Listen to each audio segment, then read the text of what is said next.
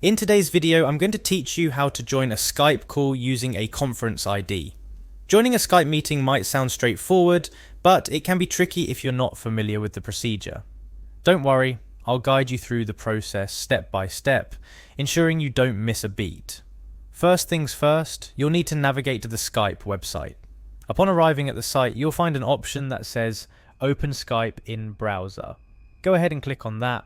If Skype prompts you to sign in, please do so using your account credentials. This is your gateway to accessing Skype's web-based services, making it convenient for those who prefer not to use the desktop app. Once you're logged in and ready to go, the next step is to locate the Calls tab on the left-hand sidebar of the Skype interface. Clicking on this tab will open up your call history and any upcoming calls you might have scheduled.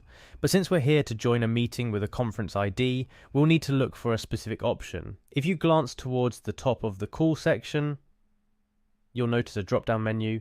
Within this menu, there's an option labeled Join a Meeting. Selecting this will prompt you to enter your unique conference ID.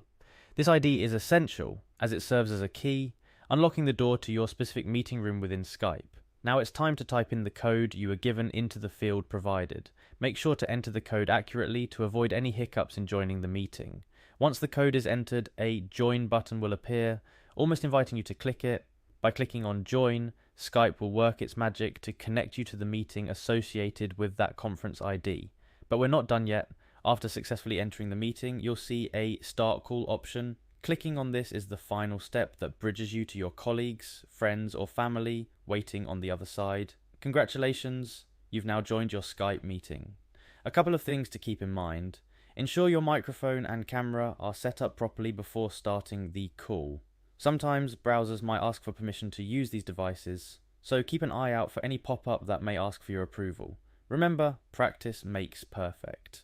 If you don't get it right the first time, don't be discouraged. Follow these steps again, and you'll be joining Skype meetings with confidence in no time. And there you have it. You've just learned how to join a Skype call using a conference ID. Thanks for following along, and make sure to subscribe for more helpful guides and tips. Happy Skyping!